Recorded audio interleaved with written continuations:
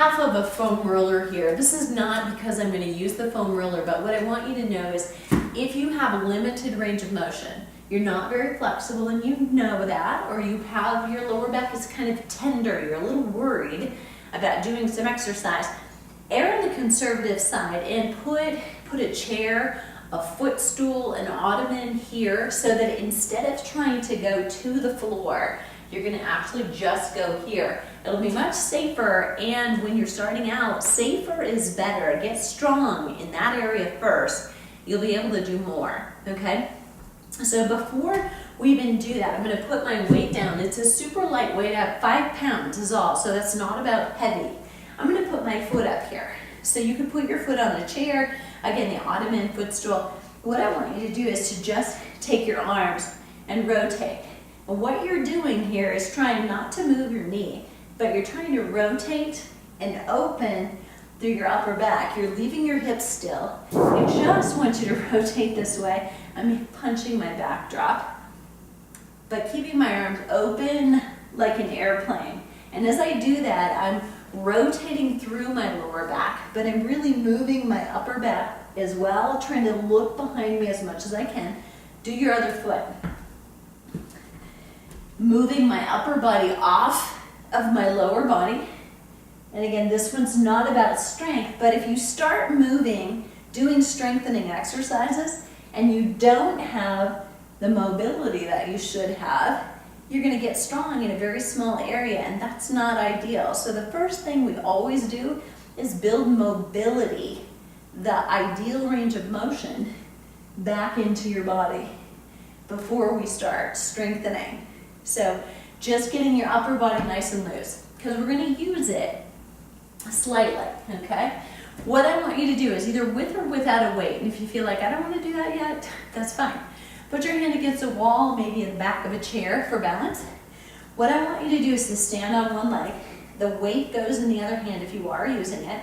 You're going to either touch down here on your platform, feel this back in the glute, bring the weight to your chest, and you can push it up. The only reason to do that is not for your shoulder, but it's for your core and for balance. Keep it close to your body, and then you can either come down to the floor or decide, and then come back up. Your core stays nice and tight, and you're working across the body. So this is my right hand coming up, and my weight is on my left foot. Most importantly, it's on my left heel. And my lower leg and my left leg, it's working like crazy.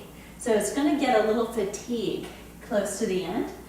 This is a great workout if you're doing, say, Monday and Wednesday, you work really heavy, then, or I'm sorry, Monday, Friday, you work heavy, and on Thursday, you might then do a functional workout.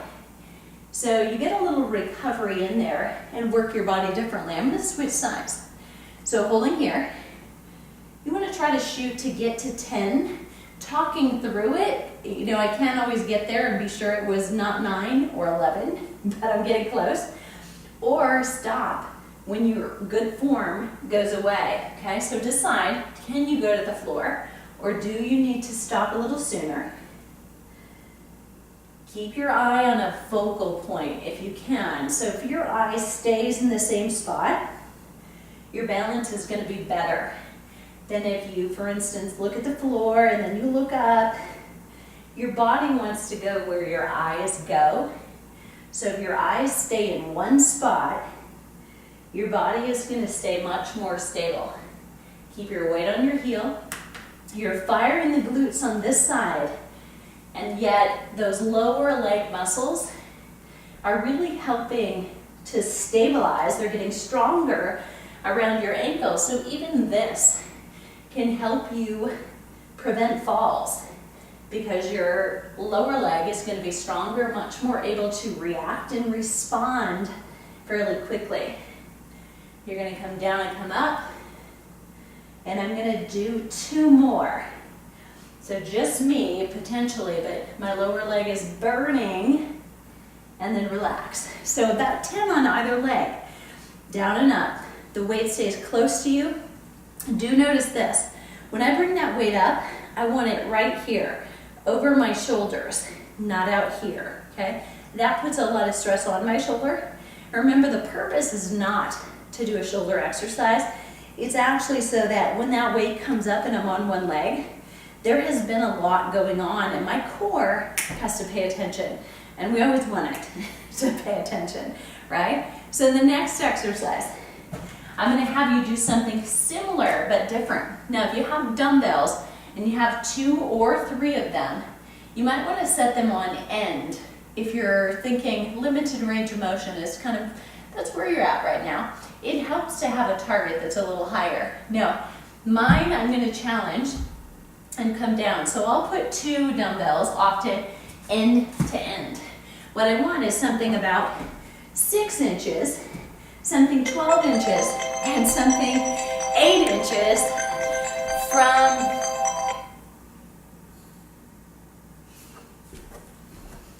something 6, 12, and 8 inches from my toe. Sorry about that. The phone rings. I've tried to get a hold of somebody all afternoon, and of course they call right when I'm busy.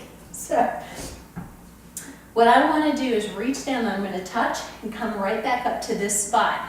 The goal is mobility and strength around hips to get your glutes to fire, to get you stronger in the core.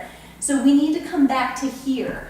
Don't cheat and come back to here and then start again. You've got to come all the way up and strengthen and straighten the glute. It looks like this. You're going to come down and touch 6 inches and up. And 12 inches away from you and up. And then 18 inches and up. And I'm going to do that again, 6 inches. And come up. And 12. And come up. 18 inches and up. And one more time, 6 and come up, and 12 and come up, and then 18 and up, and switch sides. So I do 3 passes, so that's like 9 repetitions. Other side, and it's the opposite hand. Standing on my right, my left hand touches the weight, strengthen up, squeeze through the glute, strength, and up, and then out, and up.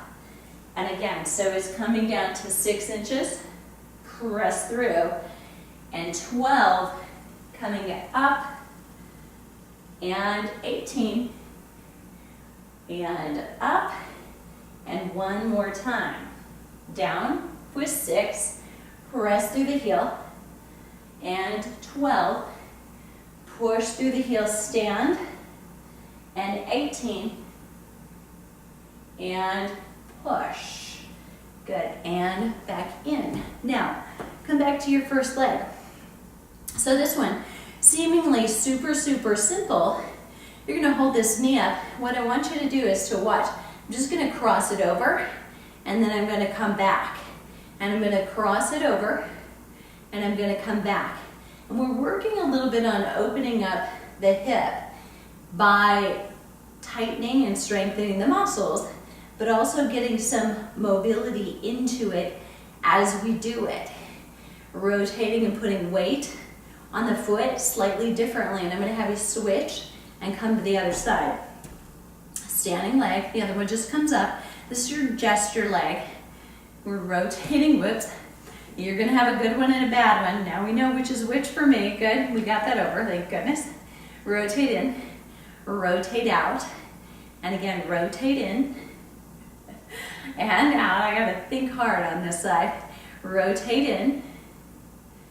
And if you've been here before, I'll tell you why that's true. I had a foot injury on this leg several years ago, and in conditioning to get it back, I favored this one so much that it's now my stronger leg. And so that's what happens. You're never totally symmetrical, but now I know I gotta play a little catch up over here and get that one strong. Rotate, let it go, and then bring it back. Good. Now, for some of you, that was like, okay, I've got some fatigue here. I'm gonna have to just take this one back. So part of, remember, strength and functional mobility is the mobility. So now that it's warm, you've worked it, I want you to push that hip. You're gonna tuck your tailbone under to get the stretch through the hip flexor. Someone was asking me about tucking tailbone under. Is that always necessary or never? Always and never are dangerous words in questions, right? We know that about multiple choice and true false questions. And always true here. When you tuck the tailbone under, you're getting a stretch. If you don't, you're not getting the stretch. So that's why you would do it in this case. Push the heel down and then the hip, the tailbone forward, or your attempt at going forward makes the hip flexor stretch kick in. Okay, relax. So now the rest is up to you. You're gonna take those 3 simple exercises, the reach down and lift up, the tap at 6, 12, and 18 inches, and the weave in and out, and either repeat them or let them go, put them in your bag of tricks, and that might have been enough for you today. If you're brand new to it and those muscles are not firing really well, one time, one set might be enough. You can always do more, but don't do too much.